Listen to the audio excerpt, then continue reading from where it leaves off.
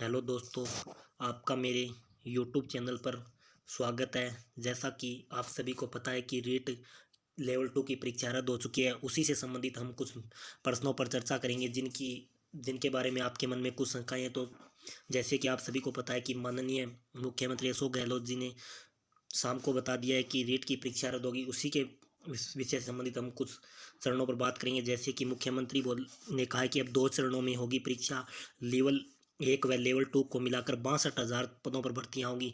नई भर्तियां टोटल 62,000 पदों पर होगी। रीट मामले पेपर लीक मामले में राजस्थान सरकार ने बड़ा फैसला लिया है। कैबिनेट बैठक के बाद मुख्यमंत्री अशोक गहलोत ने रीट की लेवल 2 परीक्षा रद्द करने का रीट की परीक्षा लेवल 2 रद्द करने का निर्णय लिया है। मुख्यमंत्री ने यह घोषणा करते हुए कहा है कि लेवल फर्स्ट की परीक्षा निरस्त नहीं होगी। इस साल रीट लेवल फर्स्ट परीक्षा में पास होने वाले अभ्यर्थियों को मेरिट के आधार पर नियुक्ति दी जाएगी। इन्हें कोई दूसरी परीक्षा नहीं देनी होगी। यानी जो लेवल फर्स्ट में पास हुए हैं उनकी कोई दूसरी परीक्षा नहीं होगी। इन नंबरों के आधार पर ही मेरिट बनेगी और उन्हें ज्वाइनिंग दे दी जाएगी। अब रीट में 62,000 भर्तियाँ होंगी। अब जो नई भर्तियाँ होंगी वो 62,000 होंगी। लेवल 2 की जो परीक्षा निरस्त हुई है वह अगस्त तक होने की संभावना है।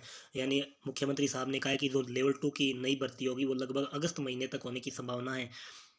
और परीक्षा है वो अब की बार 2 चरणों में होगी। जहाँ आप सभी को पता है कि रीट जो पहले अभी एग्ज़ाम हुआ है उसमें बहुत बड़ी धांधली हुई है, जिसके कारण कई बड़े बड़े नाम सामने आए हैं। उसी को देखते हुए ये भर्ती रद्द की गई है और इसकी भर्ती की सीबीआई जांच की भी मांग की जा रही है।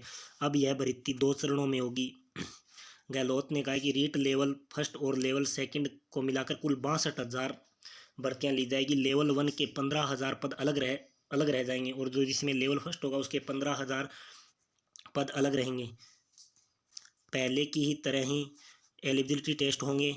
वैलिडिटी आजीवन रहेगी। यानी पहले की तरह एलिजिबिलिटी टेस्ट होंगे और वैलिडिटी भी उनकी आजीवन रहेगी। विषयवार अलग से एग्ज़ाम करवाए जाएंगे। हर विषय के अलग अलग एग्ज़ाम होंगे। एलिजिबिलिटी के टेस्ट के बाद भर्ती परीक्षा होगी। यानी पहले एलिजिबिलिटी टेस्ट होगा, उसमें वो केवल क्वालिफाई एग्ज़ाम होगा और जो दूसरा पेपर होगा उसके आधार पर मेरिट बनेगी। अभी आगे क्या है कि कमेटी की रिपोर्ट के आधार पर या कमेटी की एक रिपोर्ट सौंपेगी। उसके बाद एग्ज़ाम की तारीख की घोषणा की जाएगी। यानी जो भी रीट लेवल सेकंड की भर्ती रही उसका नया जो भी कोई घोषणा हुई पेपर से रिलेटेड किस तारीख होने उसके लिए एक कमेटी बनाई गई है। जस्टिस व्यास की अध्यक्षता वाली कमेटी की 15 मार्च तक रिपोर्ट आएगी। यानी जो ये जस्टिस व्यास की अध्यक्षता में कमेटी बनाई गई है जो 15 मार्च तक अपनी रिपोर्ट सौंपेगी। रिपोर्ट मिलते ही एग्ज़ाम की तारीख बता दी जाएगी।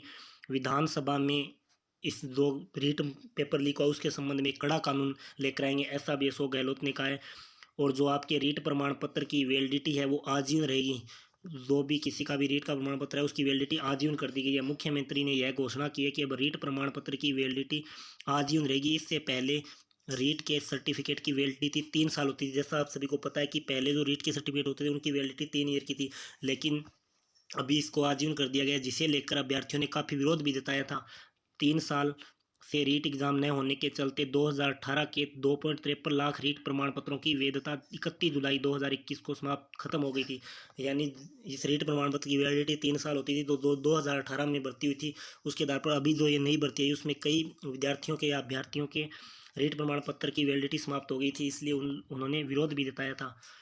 तो दोस्तों, मैं आशा करता हूँ कि आपको ये वीडियो अच्छा लगा हो। अगर आपको ये वीडियो अच्छा लगा है तो आप हमें लाइक कर सकते हैं। Thank you.